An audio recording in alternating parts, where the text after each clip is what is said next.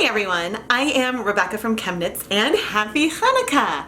Tonight we are going to take a little look back at a technique that I did for Chanukah 2018. When I wanted to create the limited edition colorway that year, I explored two different techniques. I even had an oops along the way. But I ultimately settled on a technique that involves dyeing twisted skeins of yarn. And so you dye the yarn, allow color to absorb to the outside, take it out, retwist the yarn and do a second color, and then do this again with a third. And what you get is a really unique way of layering the colors together, letting the different tones sort of layer on top of each other, and it's really fun. But I know it's something that a lot of people want to play around with and see how they knit up, and also it'd be fun to convert one of these into mini skeins and see how balanced the final yarn is. So we're gonna explore that today. We are gonna dye the skein of yarn 3 times in 3 different colors. And not just the skein, we're gonna be doing 6 all at once. So I'm gonna be seeing, can my larger pot accommodate this technique with 6? Will we see consistency within the skeins or what? So let's get started. The yarn we're dyeing today is 75% Superwash Merino, 25% Nylon in both fingering weight and DK. And I have these fairly loosely twisted. You can twist, so just to see and unwrap. If I wanted to, my hands aren't on the screen, and if I wanted to, I could twist it tightly, like more like I would do when I'm storing them, and not super tight, it's just, you know, more compact. But I think the looser that you twist it, and I think you can see the difference between the looseness here and the tighter one here, the more the color will be able to penetrate. So ultimately it depends on the look that you're going for. So I think I'm gonna twist about 4 times-ish, and then let them sort of come together for our initial twist. For the first color, we are not going to pre-soak the yarn at all. I'm going to put the yarn in dry, which also will limit the absorption of that first color into the yarn as a whole. So I think I'm going to start with the brightest color. So that way, yeah, I know it's going to need to be a little more pigmented in there, but I'm excited, and whew, okay, let's go set up the dye pot. This is my 12-quart dye pot, and I have filled it with 32 cups of water. It might be a little full, but if that's the case, then maybe we'll add less yarn in the first round, and maybe then we'll have to do a second batch, but we will see. To our pot, I'm going to add a 1/2 cup of white vinegar, which gives us that ratio of 2 tablespoons of vinegar per 8 cups of water, because a 1/2 cup is 8 tablespoons of vinegar. Today I am going to be playing with some 1% stock solutions of acid dyes. I know for sure that I want to use Jacquard Fire Red and Dharma Espresso Bean. These are a couple drops of my 1% stock solutions. And for the third color, I'm not entirely sure what I want to do. I'm considering a light amount of Dharma Pecan Brown as sort of a wash over it, but also a light amount of Jacquard Chestnut also could be really nice. And so I think depending on when I unwrap the yarn after the first 2 colors, that will help me sort of pick the direction that I want to go with the third. Because it's possible that this chestnut color will occur in there from maybe where some of these 2 colors overlap already. So then I might want to have something slightly different. But that's one of the things that's fun with playing with color, is that your colors can evolve as you're thinking about it. This could be too much color, but we're going for 6 skeins. And so I'm going to add a 1/2 cup of Jacquard Fire Red. This is 118 milliliters of the dye.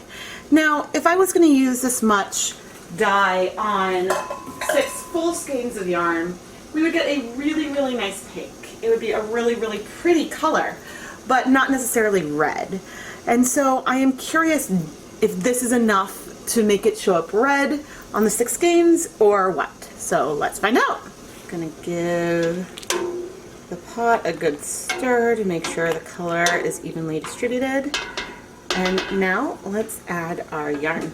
If I were to try to put the skeins in one at a time, then we might end up with, you know, some more color on the first and less on the last. So I am going to just add all 6 at once.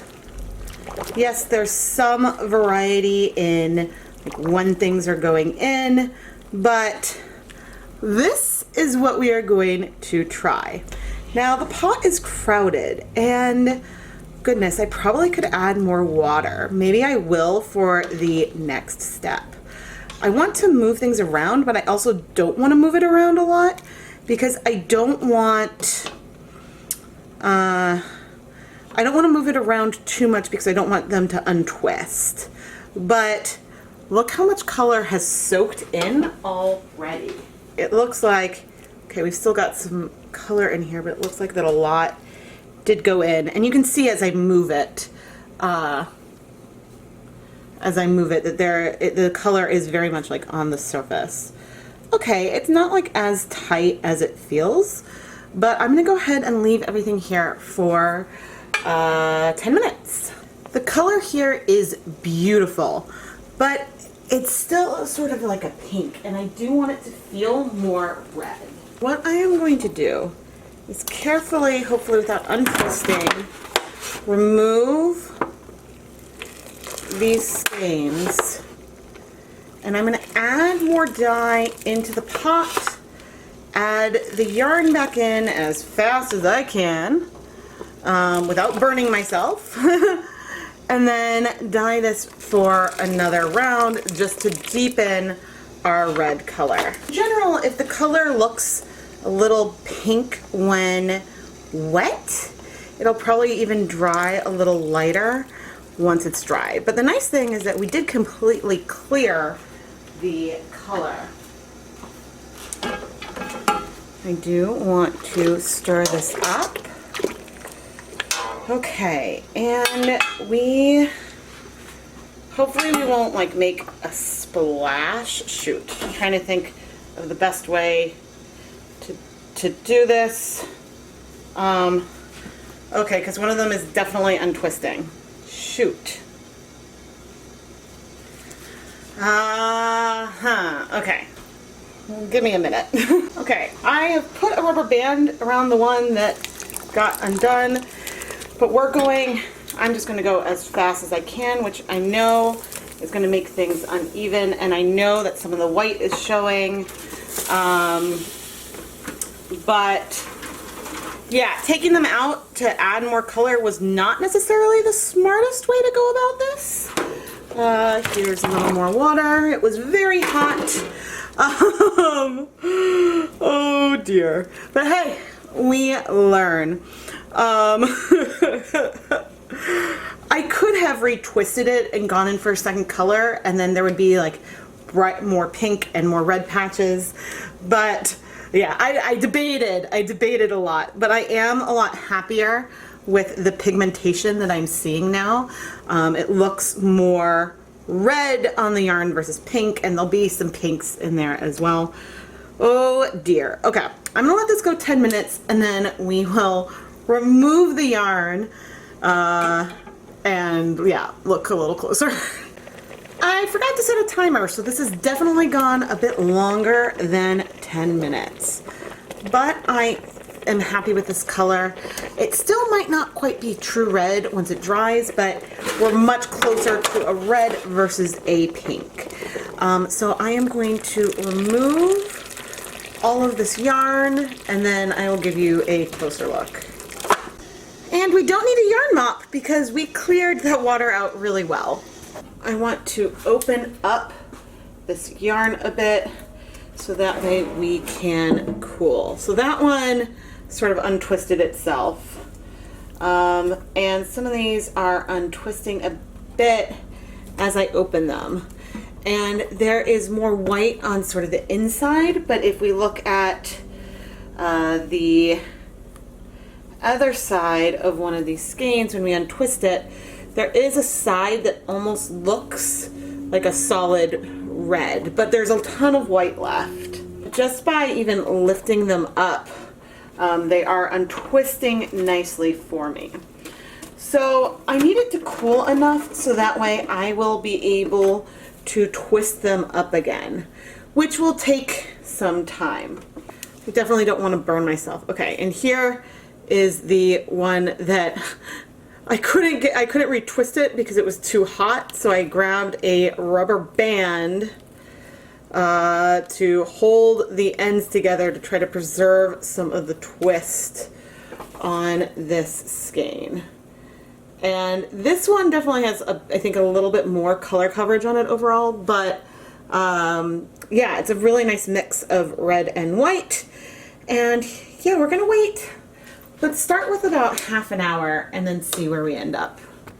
During the time when I was waiting, as it started to cool, I would come and squeeze out some of this liquid because it does overall help things cool down a little bit faster.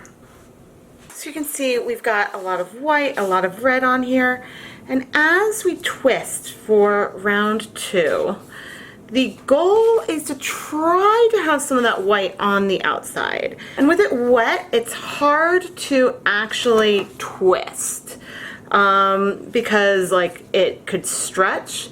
So there's a lot more like sort of flopping it and helping things twist into place, if that makes sense. So here is another skein. There's a lot of red, but it's definitely patched. And as I'm twisting it, I'm being more delicate than I might if it were just like, if it were dry, because I don't want to stretch it. So I'm sort of placing it, putting one end through the other, and then I can go through and twist the skein. And it's not perfect, but this isn't a technique that is a perfect one. Yeah, I'm actually pretty happy that we do have so much coverage on here. I think that if I had not put it in a second time, there would have been a ton more white around, but the red color is sort of the focus that I wanted for our yarn, so I am excited. Yeah, if I had not gone in for that second time, we would have had a lot more white, but I am excited to have both so much red coverage, but also just have a lot of dimension in that red color on its own. In total, it did take me about 25 minutes to get the yarn cool enough. Trying to remove as much water as possible while you remove it from the pot absolutely helps. Here are the re-skeined skeins. There will still probably be some white left, and there's definitely going to be red left too. So I'm excited to put a layer of that espresso bean color over all of this. I added an additional 12 cups of water and about a quarter cup of white vinegar. I tried to fill my half cup about half full. It's an estimate. And now I am going to add a half cup of our 1% stock solution of Dharma Espresso Bean, which is, you know, I thought it would be more brown the first time I used it, but it's definitely a bit purpley. It's sort of a bluish, deep purple. And now we just need to wait for this to heat up. We are nice and hot. I am reducing the heat and grabbing all 6. Got them all right here and plopping them in to our dye bath. I'm going to increase the heat a bit again. And I'm going to move things a little bit, but I don't want to move it too much because I don't want to, I don't want to like open them up accidentally, but there's plenty of water volume. I'm going to bring back some light bubbles and we're going to heat this for 10 minutes. It's been 10 minutes And it seems like things might be cleared-ish. I'm not sure how clear we actually are, but let's go ahead and pick up and ooh, this is pretty. I love the combination of that red and the purple. And oof, I'm really gonna need to think about what I want to do for the next layer. But anyway, I'm going to remove the rest of this yarn and set it aside so it can start cooling. While we're waiting for things to cool, the color has mostly cleared here, but there's a tiny bit of color. So I'm just curious how much color is actually in there, and oh, that's funny watching them sink down. Here we've got 2 little yarn mops. I just popped in 2 10-gram mini skeins of the platinum sock yarn, and we're gonna see if we start absorbing some of this excess color. Right now, okay, I am seeing some color hints on part of it. I'm not sure if it's from like stuff on the bottom or what, but you know, you could also take these and rub the sides to try to clear off some of that excess color. Oh, interesting. I wonder if that's crocking or what. I mean, there is definitely some color there. This one is getting fairly interesting, guys. Oh, because there's a lot like there on the side. So one of them, this one might be untwisting shortly. One of them I am gently rubbing along the side. The other one is just sitting inside, grabbing some of that color. I will be washing this at the end and it should all come off. But anyway, I'm gonna leave all of this yarn. Ooh, look at my tongs. I'm gonna leave all of this yarn in here for at least, well, let's do 10 minutes right now, and let's do 20 minutes and then see what happens. 20 minutes in, and we're definitely picking up some pigments from the water, even on our twisted one. I'm really curious to see what this will look like open, but yeah, you can tell already that there are going to be some lighter patches and darker patches in there. I'm going to turn off the heat right now and just let this yarn sort of cool in the pot a little bit while I am waiting for the full skeins to finish cooling off, and then can retwist them for our next round. Meanwhile, we can start unwrapping these skeins and see where we are color-wise. And oof, that is pretty. Oh, I mean, my original thought was to do this 3 times, but this just might be lovely. Well, we'll have to see. When they cool a little bit, then I can take a closer look. But this is lovely, and I am enjoying these tones a lot. The question always is, and here we've got a bigger white patch, which on the 3rd twist I always try to like base it around an area that feels like it didn't get as much exposure. But the question is, what color would I want to do? Would I want to layer a brown on top of this, or would that lead to everyone at home going, why, Rebecca, why? And so, yeah, I mean, I could go and do something that's like a little navy-ish. Maybe. Okay. Let me open this last one up. And just like last time, we are gonna let things cool, probably over half an hour or so at least. Here we go. We are gonna let things cool and then squeeze out that excess water so it can go back into our dye pot. All right, I covered these, I twisted these back up. They are cool, and we are ready to go for our next color. Using the same dye bath as before, I'm going to add a 1/4 cup or about 60 milliliters of Dharma Dark Navy.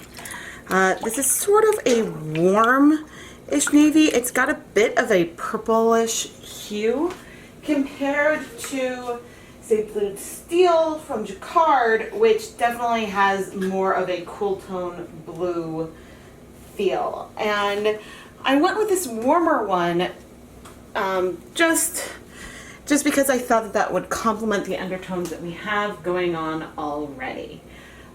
And so once this heats up, then we'll add the yarn. I'm coming with all 6 skeins, popping them in and dropping that down. Fundamentally, there is less color in here than there was for the other ones. I used only a 1/4 cup instead of 1/2 cup. Now, different colors have different levels of pigmentation, but I think that the Dharma Dark Navy, the Dharma Espresso Bean, and the Jacquard Fire Red are all extremely pigmented colors. So what I don't know is if this is going to give us tones that feel distinct from the other ones we have. So it looks like it might tone down some of the brightness of the red in some patches and make it feel a little more burgundy. But I'm not sure if it'll give blue tones or if it's going to feel slightly like purpley like we see with it as a pastel. But anyway, I am excited either way. I am going to let this sit. I'll reduce the heat, but I'll let it sit for 10 minutes and we'll come back and check. Ooh, we got some more pigment. I'm curious if I can see towards the bottom. There might still be a little bit left in there, but our colors are feeling much more burgundy now. That's kind of cool. Okay, what I think I'm going to do is I am going to turn off the heat and leave everything in the pot a little bit. Let it cool down. This is the last step. Then we can come back and open everything up later this evening. But I'm really excited to unwrap these. Let's take a look at these Leave No Dye Behind skeins. I'm going to toss one in there and let's open up the one that I did not use to rub the edges. Ooh, that is pretty.